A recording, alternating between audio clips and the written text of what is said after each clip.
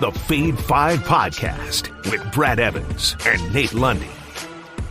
Place your bets, you jackwagons! Merry March Madness! 'Tis indeed the Fade 5 podcast presented by Suavecito Tequila. What else you gonna do on a hashtag Tequila Thursday? But get down with a little love juice. Find a bottle. I prefer the Añejo. Highly sippable.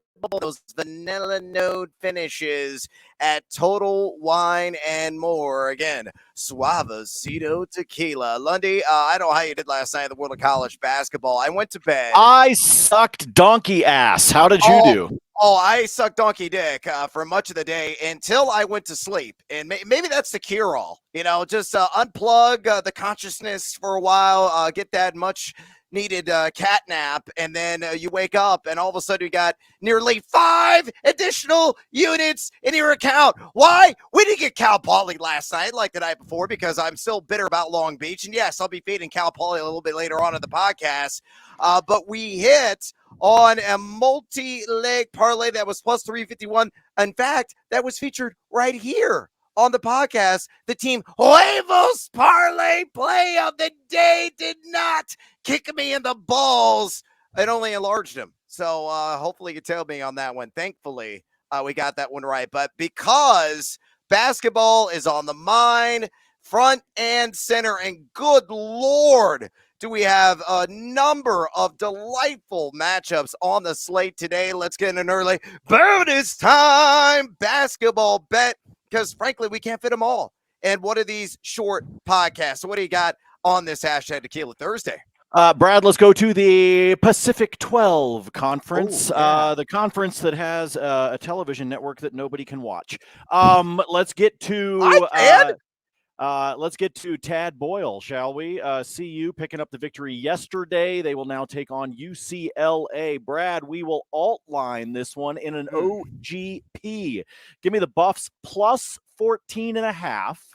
And give me the over at 125.5. Put both of those together, straight up plus 100 money over at DraftKings. Now, a couple of reasons why. One, obviously, we're talking about major injury news for UCLA, and I think part of that may mean that the game plan for Tad Boyle may be to actually try to pick up the pace a little bit, try to run UCLA a little more up and down the court. So that's the reason why I like taking the over, bringing it down from the standard line, and then playing into something that you and I have talked about over the course, especially of the first and second rounds of these tournament games, is in a lot of cases, it is a lot smarter to grab the dog and add some points than to take the favorite and bring it down. You and I have talked about that over these couple of episodes this week of the Fade 5. So again, CU plus 14.5, game total over 125.5. Both of those are alt lines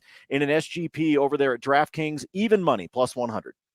Yeah, I think that's an excellent call. In fact, I'm going to chase you on that one. I'm going to give you a standard line that is not on the board. I love Boise State tonight in the Mountain West Conference Tournament, taking on UNLV, and that line has crept up. It opened at 4 at some of the books last night. Hopefully you grabbed it early because it's jumped all the way up to 5.5, and there's a reason why it is climbing northward. Boise State is just a flat-out better team in every facet numerically, and they've been decent in road neutral matchups this season. This game being played, of course, in Las Vegas. They're 8-7 in those road neutral matchups. Not so great offensively. Number 155 in EFG offense, but they're netting a respectable 48.5% inside the arc and 34.3% outside of it. Where they make their hay, though, is on defense. Number 51 in EFG defense in those road neutral matchups, giving up just 31.4% from three-point land. The biggest difference in this game for me, UNLV thrives on speed and transition. And the thing about Boise is they got strong guard play there with Max Rice and Marcus Shaver. They don't turn the ball over a whole lot, only right around 17% of their possessions. So if you mitigate those easy sprint out opportunities for the, it applies, running Rebels of UNLV, they're very subpar, and really they're kind of subpar overall in general. Number 107 EFG offense, 133 in EFG defense in road neutral games, though they are 10-5 in road neutral matchups this season. Still, I think turnovers are the name of the game, and Boise State simply doesn't make a whole lot of mistakes. Well coached and well-drilled team there under the other Rice, who's Max's dad. So give me Boise State minus 5.5 against UNLV in the Mountain West tournament. I don't care about home court advantage or any home city advantage. There isn't one when it comes to UNLV.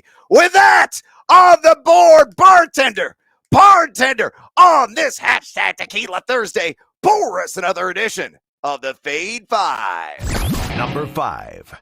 All right, let's go out west. I think this is the last game on the board tonight, as a matter of fact. I'm going to say it's like roughly 10:30 tip time. No, it's not. Nope, you got it flip-flopped. Stanford and Arizona are at 9 Eastern time. The late night tip is the Sun Devils and the Trojans.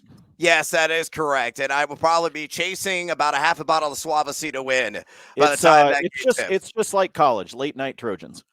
Oh, yeah, indeed. Bring the lube just in case. I'm going to go SGP on Stanford, Arizona, and I'm going to take the Cardinal from my boy, Take Williams, because they're playing better right now, plus 14.5 on that alt line. And I'm going to take it all total down and then take the over at 148.5 against the Arizona Wildcats, who really are cemented in my opinion, as a number 2 seed, no matter what happens tonight in this game. Plus 100, so even money there at DraftKings Sportsbook. Why do I like Stanford?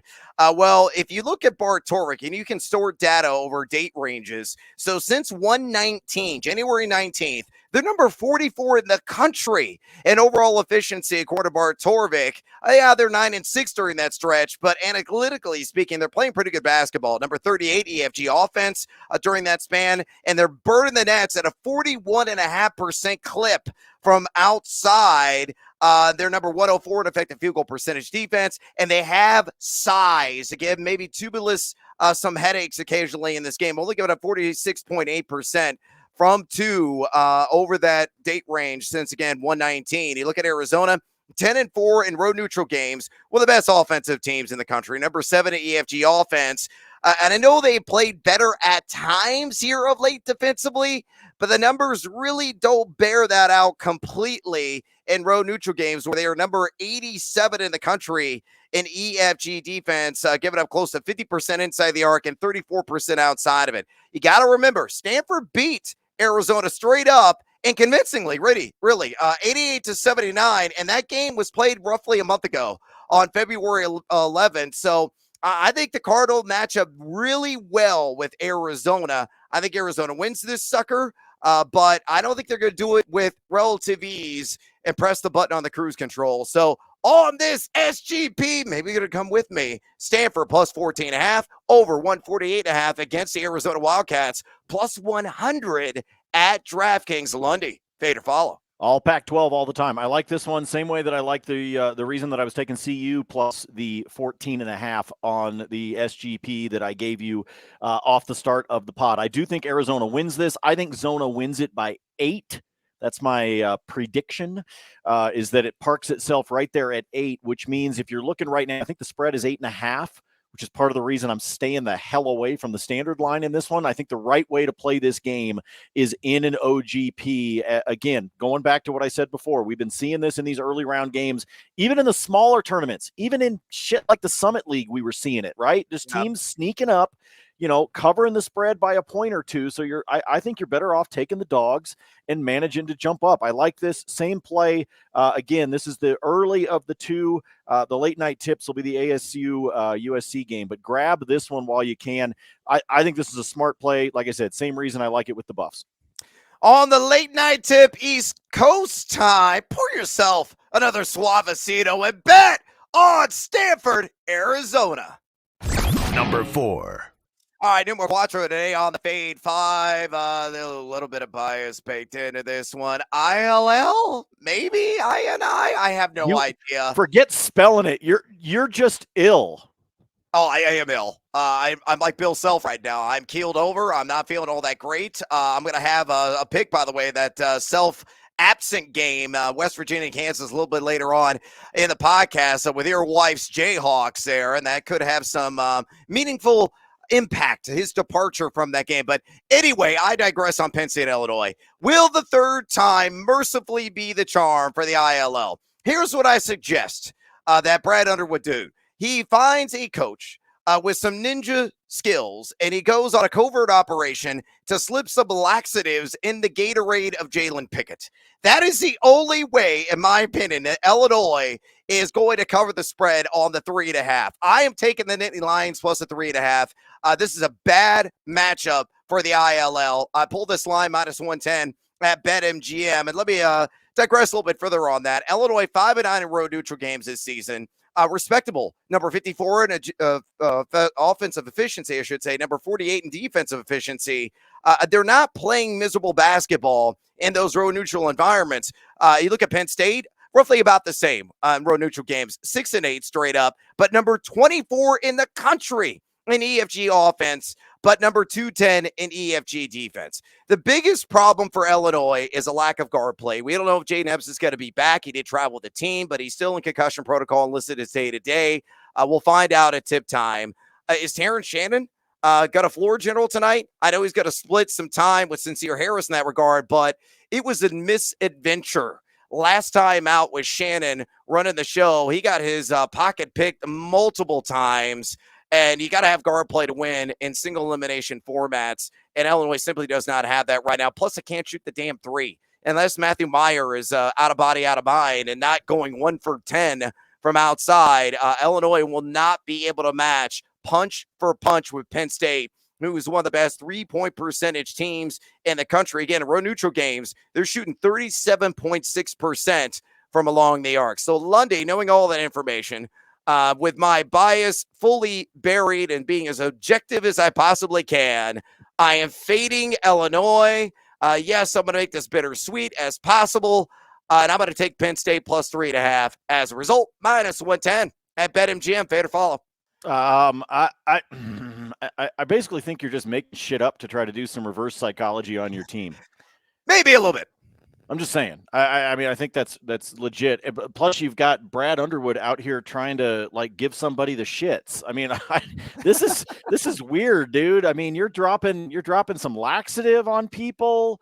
You've got coaches doing nefarious actions. I don't think I can condone this. I don't think I want to be a part of this. I'm going to wind up with guilty by association if we're not careful. All I got to say is this. Max the X-Lax, please, Brad Underwood. Number 3.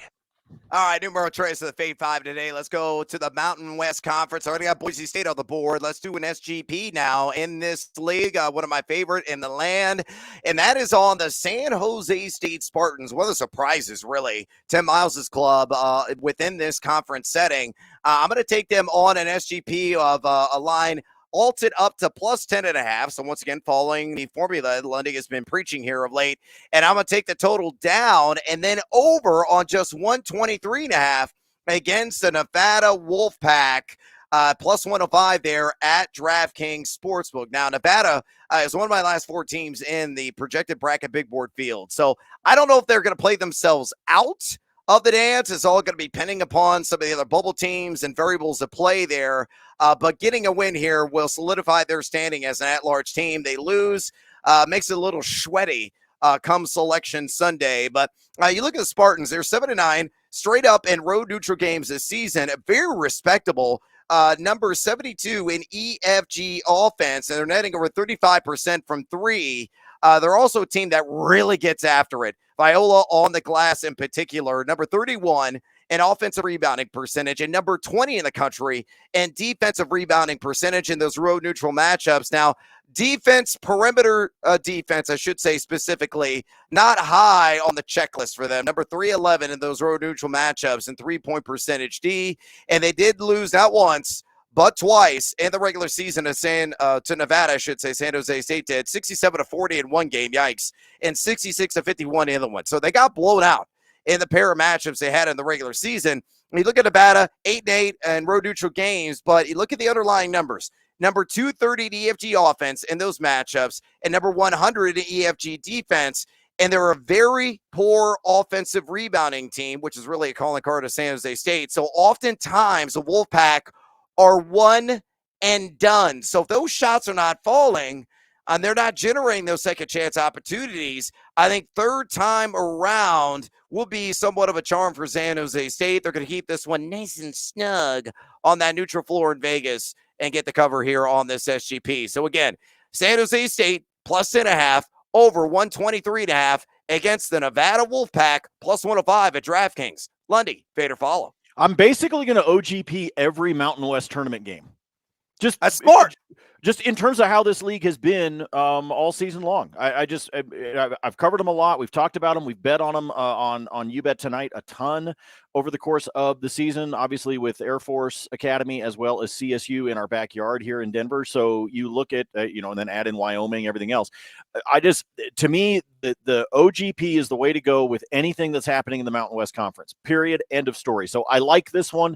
There's a couple of the matchups that I probably would go the other way in terms of the total, where I'd bump it up and then take the under. But this is one that I like the idea of the over 123.5, easy number, I think, for these two. And then again, it's going to come down to rebounding. Same thing I tried to tell you.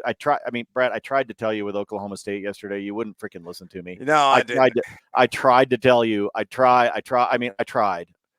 folks. He wouldn't listen. No, I do not listen, but what I often do is if you offer me tequila, oh yeah, I'll certainly give you an undivided piece of my attention, and especially if it is Suavecito tequila. Go out on this hashtag Tequila Thursday and pick up a bottle of Suavecito right now. You're not familiar with the love juice? Well, in 2015, Forbes magazine and the NYC contacted 10 tequila experts around the country, one in Cali, Texas, Florida, and New York. People who know and love tequila, and they asked these experts one simple question: what is the best tasting tequila sold in the United States? And a week later, on the front page of Forbes was a bottle of Suavecito Añejo. Yeah! Grab some love juice tonight and throw a betting fiesta on this hashtag Tequila Thursday. Get Suavecito at any Total Wine and More store, or ask for it where you are. We consider a favor. Gracias. Number 2. All right, numero dos here on the Fade 5 podcast. Let's go with the SEC tournament. And I like Arkansas on the standard line here. I'm going to lay the 2 against the Auburn Tigers, -110 at BetMGM. Why would buy a ticket on the must bus? Well, Arkansas, yeah, they're just 5-9 straight up in road neutral games this season. But better than you think in terms of the advanced numbers. Number 31 in those matchups in offensive efficiency, and number 45 in defensive efficiency. Going back to the offensive side of things, shooting 52.5% inside the arc, but just 31.3% outside of it. They don't really put up crooked numbers on the scoreboard from outside. They attack you downhill most often, but defensively, rather unforgiving. 50.3% inside the arc, but just 32.3% they're allowing outside of it. They're playing better with Nick Smith Jr. on the floor because he's going to make millions of dollars here in short order in the association. Probably going to be a lottery pick maybe as soon as this June. But you look at Auburn, 6-9 in road neutral matchups. And yes, they beat Arkansas 72-59, their only matchup in the regular season. But you look at Auburn in those road neutral games, number 205. That's it. An effective field goal percentage offense. There's often a cover that is fixed to the hoop for them because they're not putting ball through basket, but they're an outstanding defensive team, much like Arkansas is, even better statistically speaking. Number 8 in EFG defense, giving it just 46.2% inside the arc and 29.6% outside of it. I think if Arkansas wins the battle in the paint and Nick Smith Jr. shows up and scores 15 or more points, they're going to win this thing by 5 or more. Quite honestly, I think they are a major sleeper in the SEC tournament, though I have money on Kentucky at +400 to win a whole enchilada. And I think they're going to be a very difficult draw as a likely anywhere between 7 to 10 seed in the NCAA tournament. So don't sleep on the Hogs. Woo, pig, suey is in order today. I'm laying the 2 against Auburn, -110 at BetMGM. Lundy, fade or follow? I think you should follow it up, Brad, with a half unit bet and take them up to -4.5 or even 5.5. Okay. I legit think this is one they might run away with. Interesting. I really do. I think you can take the standard line, and then I think you could say, you know what? It's the same thing occasionally that I've done in NBA with player props, for example. If I think somebody's got a chance to have one of those just crazy games from outside the arc, I'll do that. It'll be like, all right, I'm going to take them for over 2.5 3-pointers, but then I'll go find the alt and I'll just be like, let me throw $5 on the idea that they just go ballistic and make like 5 or 6. Because sometimes it's the matchup. Sometimes you've got somebody that's a hot hand. Michael Porter Jr. has been doing that for the Nuggets lately. He's just on fire from outside the arc. Last night's game was a shitter, but, what the hell. So I like this one a lot. I actually think Arkansas runs away with this one. I really do. I think it's going to be close until about 12 minutes to go in the second half. And then I think they're going to put their foot on the gas and just take off. Oh, all right. Go hog wild, Eric Musselman and company. Score the damn cover. Number 1. All right, numero uno, and a game that a lot of people in the bracketology world are going to be glued to because this is a mammoth competition for the North Carolina Tar Heels here in Greensboro. And as a result, I'm going to take this on a SGP against UVA. Leg numero uno, I'm going to take an alt line of North Carolina plus 7.5.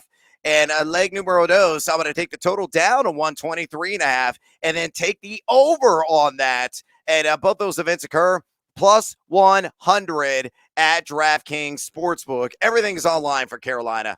They have to win. It is a must-win situation. Hopefully, you're not going to go full Wisconsin and lay down and die like we saw last night until like the last 7 minutes of the game. But Carolina, only one win against quadrant 1 competition to 8 losses. They played a borderline top 50 overall strength of schedule, non-conference strength of schedule. Terrific. Number 18 in the country.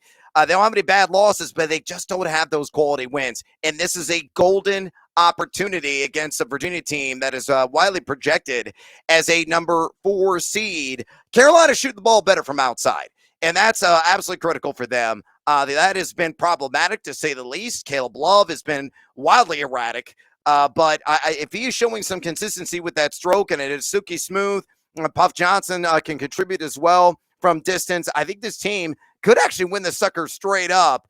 You look at Carolina, 8-9 road neutral games, number 238. It's laughable. An EFG offense, more respectable, number 103 in EFG defense. But they have, of course, when you have Armando Bacot, plus rebounding team, get a lot of second chance opportunities and seal off that defensive glass. UVA, 8-5 in road neutral matchups, number 140 EFG offense, but number 228, shockingly, in EFG defense. And that's what Virginia, when you hear that name, you automatically think, okay, slow down pace, limited possessions, and socking them out defensively.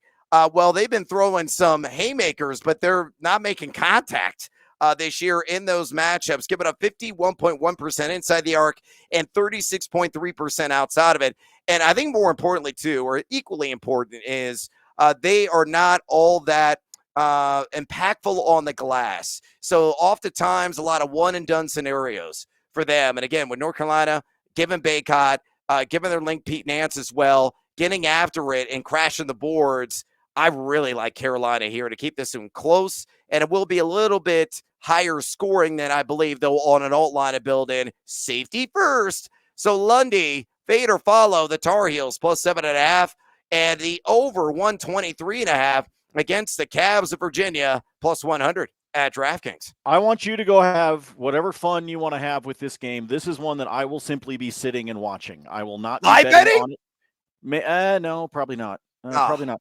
I'm going to be kind of boring today. I mean, I really have had my nuts kicked in and shriveled over the last 72 hours. So it might be time for Nate to just sit back and go, why don't you just be a fan? Remember what that was like, Nate? Remember when you didn't have all the money on the line? Now, see, I remember what that was like, Brad. I remember those days.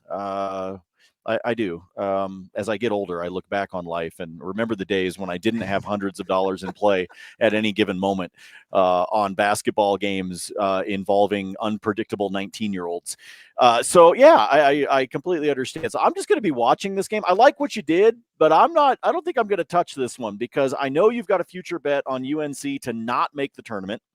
I do. I know you're sitting on that one. You shared that one out on the spreadsheet. You've also talked about it here on the program. I've already told you that I picked Virginia to win the ACC tournament. So that probably means this is the game that's going to decide both of those futures for you and I. We're going to figure out whether NC is in the tournament or not, and we're going to figure out whether my idea that Virginia is going to win the ACC tournament is going to hold up. I think it's all going to come down to today, and so I'm scared shitless of this game. All right. Lundy is a coward, and hopefully he's not going to be cowardly and curl up in a ball in the corner because it's bonus time, Lundy. Actually fly that Team Huevos flag. Put your balls in line. What do you like tonight? Just balls on the table. As former Avalanche head coach Patrick Waugh once famously said, it was time to put balls on the table.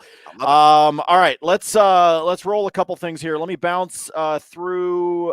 Where did I go? Oh, here we go. Let's go to the NBA for a second. I got burned. Burns, the ring of fire by this guy earlier this week. Without Ja Morant, Tyus Jones is seeing an increase in minutes. He's seeing an increase in opportunity when it comes to the Grizz. He burned me on a couple of player props earlier this week, just kind of not exactly the best performance. However, I'm going to dip back into that well tonight as Memphis will be at home to take on Golden State. So this is a one-game parlay for you at DraftKings. Tyus Jones for 25 or more PRA, all put together. One or more steals. The more minutes has meant more opportunities for him on the defensive end. And I think Golden State, who is absolutely dreadful on the road this year, is going to be good for at least one mistake into his hands. And then give me Memphis plus 9.5. Again, they're at home. They've played very well at FedEx Forum. Obviously, no Ja Morant. No, he's going to be out for at least 4 more games, thanks to hanging out at Shotguns here in Denver. So Tyus Jones, 25 plus PRA, 1 steal, and then Memphis just needs to keep this thing in single digits, if not win it at home. That at DraftKings as an SGP is a plus 130 for you. Over to the ice we go. 3 different guys that I like to be able to have a point, un punto, as Brad would say, for tonight. These are all guys that are currently on points streaks. Dawson Mercer of the New Jersey Devils is on a 10-game streak. And the first 8 games of that streak, it was actually a goal. Dude was on a score fest. He's got 46 points so far on the season. I'll take him for a point at minus 130. Val Nichushkin, choo-choo, for the Colorado Avalanche. Give me him for a point as well. He's on an 8-game point streak. The crazy part about Nichushkin is he's missed a lot of games because of injury. So he's only got 32 points on the season, but 13 of those have happened in the last 8 games. So he is en fuego right now. He's at a minus 150. I like both of those, but if you want to get frisky, put Mercer and Chushkin together in a 2-leg parlay for a point. At DraftKings, that's a plus 194. Then if you really want to get crazy with the cheese whiz, grab Rupe Hintz of your Dallas Stars. Throw him in there for a point as well. It bumps it up to a plus 373. That's right. I've been losing. I'm on tilt. I am punch drunk. Finally, a 3-leg alt line total on the ice tonight. I need the over at 5.5 between Dallas and Buffalo. The same thing with Edmonton and Boston, over 5.5. Philly and Carolina over 4.5. Put all those together, plus 188. At DraftKings, looking for the biscuit in the basket in a number of the NHL games tonight. Overall in the game, I am not touching the Kings and the Avalanche for this evening. The Kings have actually figured out how to play hockey over the course of the last 12 months. They make me a little bit nervous. Plus, I'm actually going to be at Ball Arena for that game tonight, and I always get nervous betting on a game that is happening right in front of me. I'm always afraid somehow, some way, I am going to jinx it. So I'm staying far, far away from that. Brad, take us back to the hardwood, my man.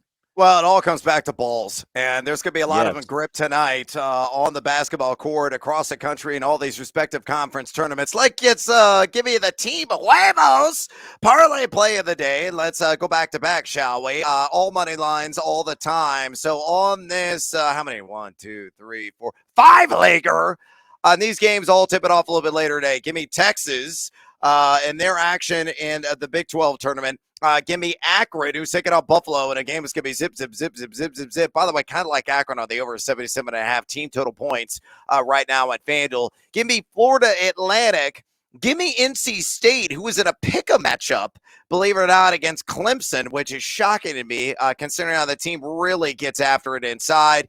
And give me Utah State in a must win scenario for them to solidify their at-large standing. One of my last 4 teams in the bracket big board right now, they're in the Mountain West tournament. So Texas, Akron, Florida Atlantic, NC State, Utah State, all they do is win. 1, 2, 3, 4, 5, mi amigos. I'll put 5 on it. And in fact, if you put 5 on it, well, it's plus 368. Yeah, get seduced by that juice at DraftKings Sportsbook. All right, elsewhere, Lundy. Let's go to the Big West. I like Cal State Fullerton tonight taking on the Hawaii Rainbow Warriors. And you look at Fullerton, they have won 6 straight games entering postseason play. And a team, too, that won both of these matchups against the Warriors in the regular season. They won one in overtime and won the other one by un punto, 52-51 in a slogfest. But this team has, during their 6-game winning streak, they're number 82, according to Bartover, in overall advanced analytics and efficiency numbers. Nothing to scoff out there. Number 73 at EFG offense, number 54 at EFG defense, and they get to the charity stripe early and often. Number 17 in the nation and free throw rate. Hawaii has played well away from the islands, 8-5 at road neutral games. Number 76 in EFG offense and number 24. And that's the game that they really stand on is their defense. Number 24 in EFG defense. Still, I think Fullerton, right in the hot hand, will win by a point, and they're catching a point against Hawaii in this matchup. And then elsewhere, let's go with the NBA. And I've got so many more picks, and I'll tell you where you can find those in a second. But I do want to work in NBA play tonight in the Nets and Bucks games. I'm going to take the under on Giannis, 4.5 assists. That's at plus 125. You might say, well, Brad, he just had 13 dimes in his last game. Well, he's taking on the Brooklyn Nets, and he's gone 4 assists and 5 assists against the Nets this season, and he's already faced them one time without Kyrie Irving on the floor. Of course, Kyrie no longer part of this franchise.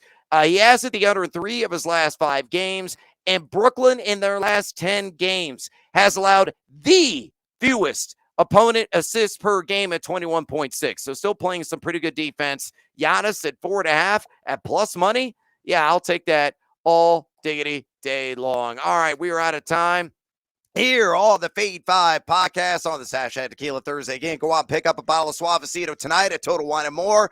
Also, if you enjoy this program, drop us a rating and a review at your convenience. That really helps us out immensely. And fade or follow us on the Twitter, Lundy at Nate Lundy, all his free spreadsheet picks there, and at Noisy Huevos. And that's where you can find, I think I have 15 tickets so far open. And I just had to add a bunch of lines to one of the tabs because I'm trying to get picks in right now. I also was distracted partway through the damn podcast, Brad, because in the Miami of Ohio Toledo game, and obviously this was really early, they had scored 49 points in the first 9 minutes. Oh my God. Oh my God. I was like, Did they make the hoop bigger? What the hell happened in that game? Oh, my goodness. Sorry. So midway through, I was like, what the hell is going on in this game right now? Because obviously you and I record earlier in the morning by the time people get a chance to listen. And that game tipped off at 11 a.m. Eastern time. So I had the score up in the corner paying attention to what was going on. And I'm like, what the hell is happening? That is why this time of year is so freaking fun. We got day action, and apparently we got golf balls going through hula hoops right now. Yes. In the Miggin and Mac. So we'll be back, I don't know when the hell, next week, maybe tomorrow. Just keep checking the spreadsheet, y'all. Bookmark that. Just go to the spreadsheets. If you don't want to see our hideous faces and animated picture and sound, our picks are always going to be there through the entire weekend. For Nate Lundy, I'm Brad Evans. Until next time, as always, feed or follow. That is up to you.